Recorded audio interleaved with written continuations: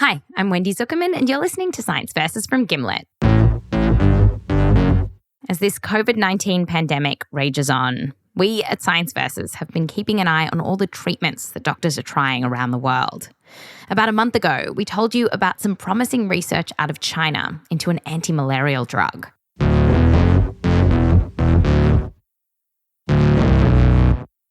It was pretty obscure back then.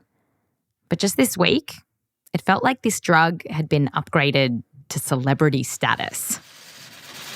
Thank you very much.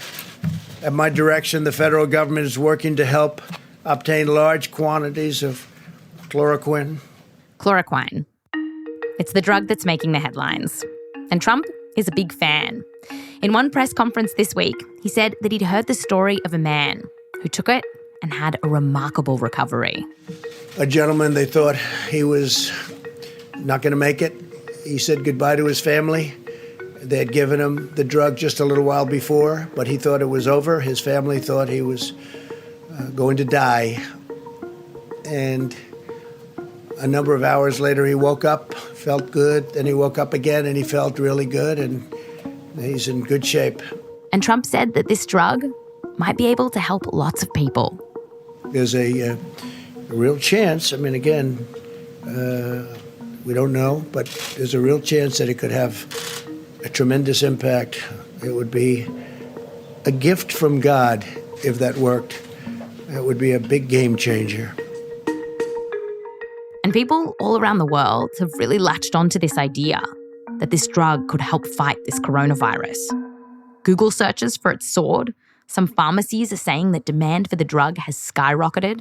And one company told us that at hospitals, orders were up 3,000%. But when some people went looking for chloroquine, it took a dark turn. They thought a drug could protect them from coronavirus, but he and his wife made a terrible mistake. A couple ended up in this hospital after they each took a teaspoon of an old aquarium product they had. It contained chloroquine.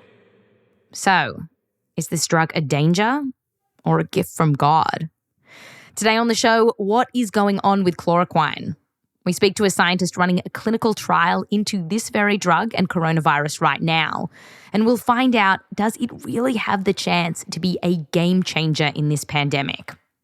When it comes to this coronavirus, there is a lot of talk of a gift from God. But then there's science. Science versus the Coronavirus Part 6, Return of the Jedi, is coming up just after the break.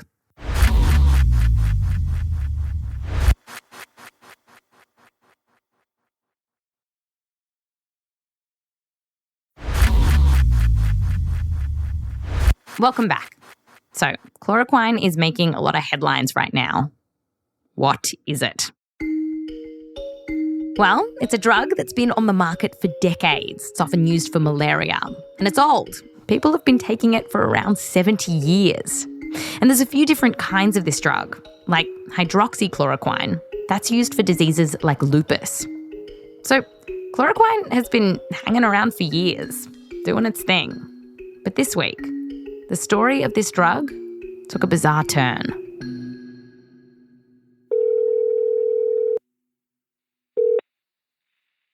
Hello? Hi, can I please speak to Daniel? Yeah, this is Dan Brooks. Dan is a professor of toxicology and the medical director of the Banner Poison and Drug Information Center in Phoenix, Arizona.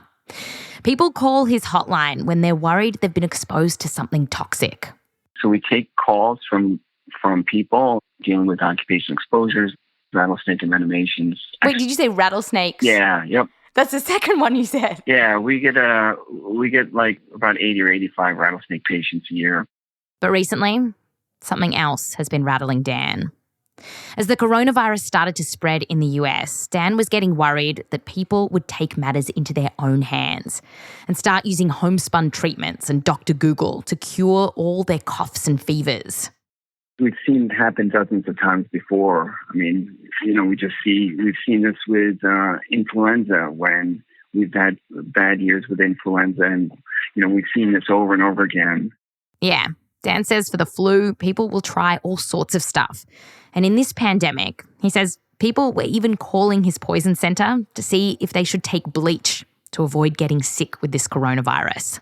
And so we just knew as more and more things were being promoted to heal or prevent COVID, so we just tried to get out and warn people. Last Friday, Dan's team reached out to some media to try to get the word out about this. So we released that, and unfortunately, within 48 hours, we had our first event. Our prediction came true. Dan's Poison Centre got a call from a couple in their 60s. This pair had heard all the excitement around chloroquine, including what Trump was saying about it.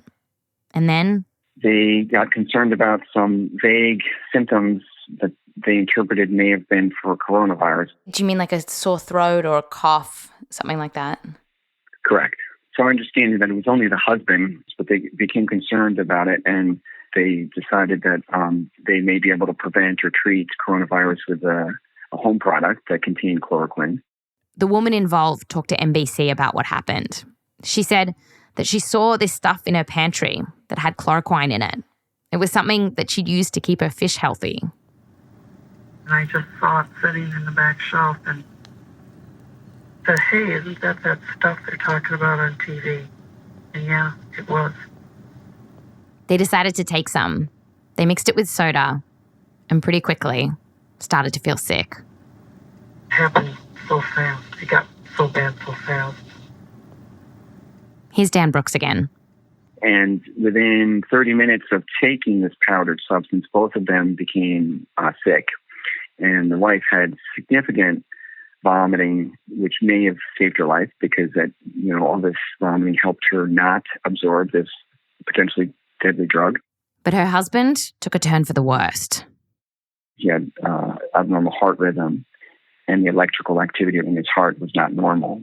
The paramedics and ER folks did as much as they could and did everything right, but he apparently had a very, very massive ingestion, and he was not resuscitated. He died in the emergency department.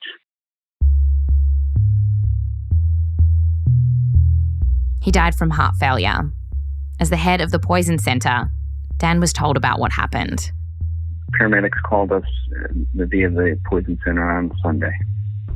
And what was going through your mind when you heard about that, given that you tried to get in front of this? I don't know. I've been doing this for 20 years, so this happens to us almost every week. So, but you can't blame people for being afraid.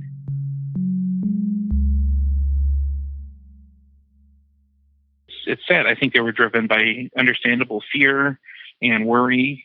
This is Matthew Pullen. He's a doctor and infectious disease specialist at the University of Minnesota. And I think fear in the situation is understandable. It's a very uncertain time with, not a lot of good options in a lot of situations. But yeah, as a clinician, all I can say is that I feel for them, and I hate that it happened to them, and I wish it hadn't. Matthew is part of a team in the US that's running a clinical trial into whether chloroquine can help people with coronavirus.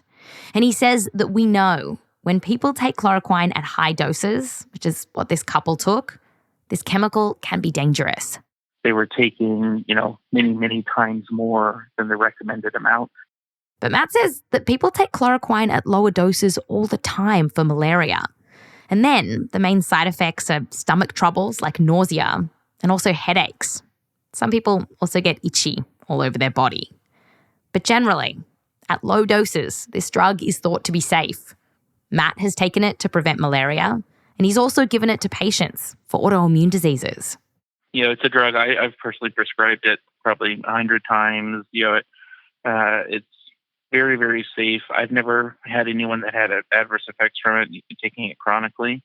The upshot here is that dosage is super important. Chloroquine is not something that you want to be self-medicating with. But at the right dose and for short periods, it can be safe.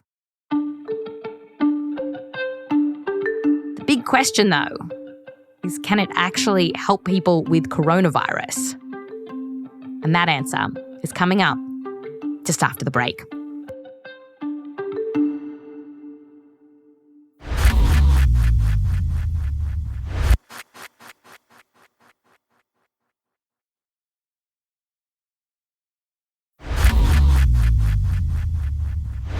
Welcome back. We're talking about chloroquine. And although we've been talking about this for 10 minutes, I had to clear something up with Dr. Matthew Pullen. Is it chloroquine or chloroquine? I guess it depends on which side of the ocean you're from. So I think it's an aluminium type thing. So. Is this like the metric system all over again? We say chloroquine typically. Isn't that weird? Why do we do this? Yeah. So in respect for you, I will call it chloroquine. Sure. Okay. Now that's settled, we want to know, how could chloroquine work for this coronavirus? Okay, so first you have to know that a virus wants to copy itself to make more tiny particles so that it can spread into more and more and more cells. And to do that, it first has to get into our cells. So it binds to what's called a receptor, and that triggers this process. And then the cell ingests it into a little pocket inside the cell.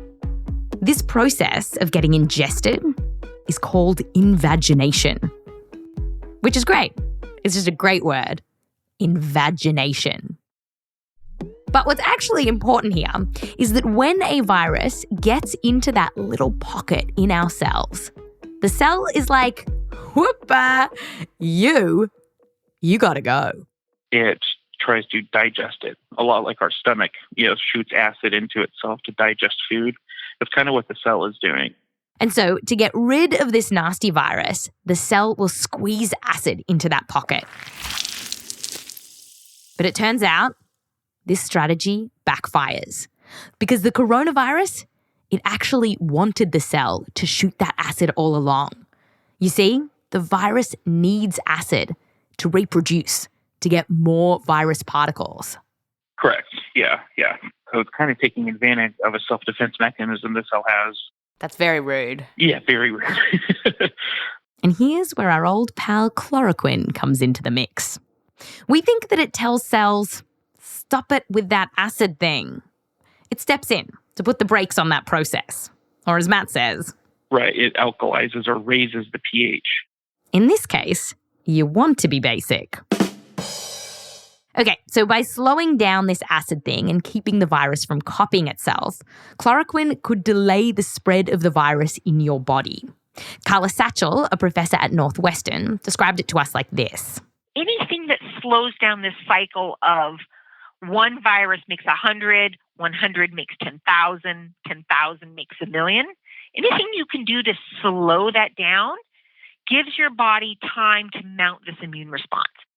Chloroquine is thought to do some other stuff too, like dampen down inflammation, which is a big part of why this coronavirus makes some people so sick. Okay, so that's how researchers think chloroquine might stop this virus. But does it actually work? Well, there are a couple of studies done in petri dishes where it looks like putting chloroquine onto cells protects them from getting infected with coronavirus. And we got a hold of some very early, unpublished data coming from a clinical trial in China. It had around 200 people in it, and it found that those who got chloroquine, well, their fevers went away faster than those who didn't. But what might have kicked off a lot of this talk of chloroquine was a study out of France. It took 36 people with this coronavirus and gave 20 of them hydroxychloroquine. Some of them got an antibiotic too. And the researchers said that this treatment eliminated the infection in some patients. It did look very promising, but the attitude that's been going around is that it should be viewed with caution. The reason that Matt isn't that excited is because the study was basically a small grab bag of different patients, and not all did well here. 1 died, 3 were sent to the ICU, and just generally, it's a pretty small study. It's definitely a good first step, and it's definitely meaningful, but there's still a question of how meaningful. On top of this, another small study of 30 patients in China found that hydroxychloroquine didn't help their symptoms. So what to make of all this? Well, we need more data. And there's actually more than a dozen clinical trials looking into this right now. And one of them is Matt's. In the last week, his team has started recruiting people from all across the country, and he's trying to see if hydroxychloroquine can help people who are sick, but also in a separate part of the trial, they're giving it to people who have been exposed, like healthcare workers, to see if it can keep them from getting the virus. They've already enrolled around 500 people. Quite a few in a very short amount of time. Yeah. When do you think you'll get results? We're hoping in 4 to 6 weeks. Near the end of April, we'll have a preliminary sort of thumbs up, thumbs down answer on whether this is working or not. 4 to 6 weeks. And while we're living in self-isolation, this might feel like an eternity. In the land of science, it's the opposite. Many trials like this take years to recruit enough people and then analyse the results. Quite honestly, it's an insanely fast turnaround time in a clinical trial. I mean, pardon me, it's not coronavirus, my cough at least. It's all right. We're social distancing. We're social distancing. Right, yeah. At least we're over the phone, so it's different. Yeah. And, since we are in desperate times, or we're heading into desperate times, for doctors on the front lines now, if they do have patients that aren't doing well at all, should they just give them this drug, given even with this preliminary data we've got? Well, I mean, I think ethically it would be very questionable for me to, without any solid human data, to give that kind of recommendation, unfortunately. But I guess we've got the French data, the Chinese data that's promising. I feel like we've tried things with less data in the desperate times. We don't know if it will work yet. We're optimistic that it will, but as a physician, I don't want to give anyone the impression that this medication has been proven to work. Some academics that we reached out to agreed with Matt. Others said that for desperate doctors on the front line who are running out of options for their patients, well, chloroquine might be a good option now. But everyone agreed that for us at home, until there is more data, you should not be taking this stuff for coronavirus. Already, we're hearing that the demand is creating shortages. And remember, there are people who really need this drug for other stuff, like lupus. Meanwhile, Dan over at the Poison Center in Phoenix has some wise words for us. If you're seeing any exciting stuff online or Uncle Bill forwards you some cure-all, he says, there is no such thing as a miracle drug. And that's an important message for everyone to know. There are no miracle pills. That's science fiction. So, we don't know if chloroquine will save the day here. There's some promising research, but then there's some not so promising research. That's all part and parcel of living in a pandemic and doing science on the fly. At least with this drug, though, the way science is moving, it looks like we won't have to wait too long until we get better data.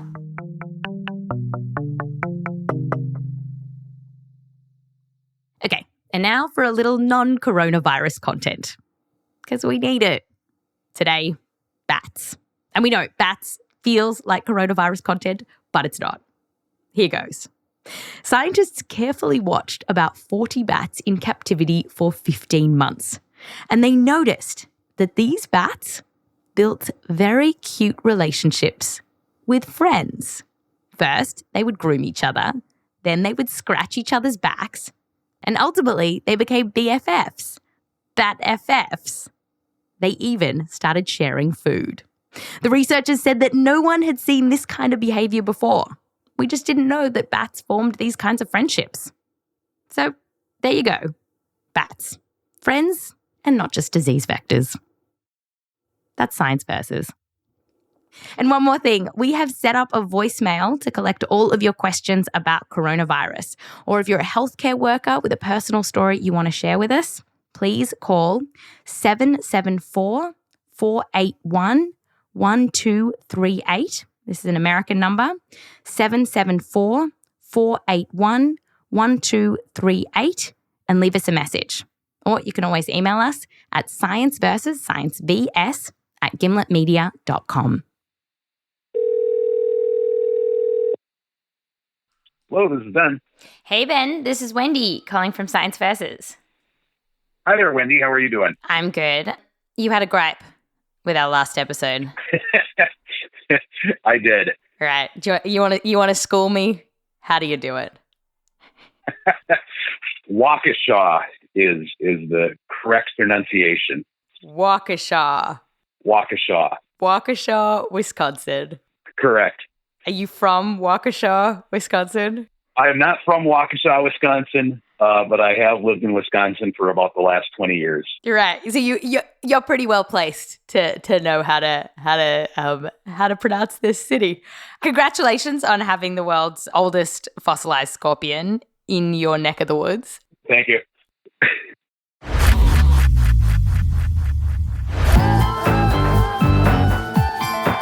This episode was produced by Meryl Horn, me, Wendy Zukerman, Rose Rimler, Michelle Dang, Laura Morris, Meg Driscoll, and Sinduja Srinivasan. We're edited by Blythe, Terrell and Caitlin Kenney. Fact-checking by Eva Dasher. Mix and sound design by Peter Leonard. Music written by Peter Leonard, Emma Munger and Bobby Lord. Thanks to the NBC News Archives. A big thanks to all the researchers we got in touch with for this episode, including Professor Thomas Doerner, Dr. Quay, Professor David Boulware, Dr. Ann Melzer, and a special thanks to the Zukerman family and Joseph Lavelle Wilson. I'm Wendy Zukerman. Back to you next time.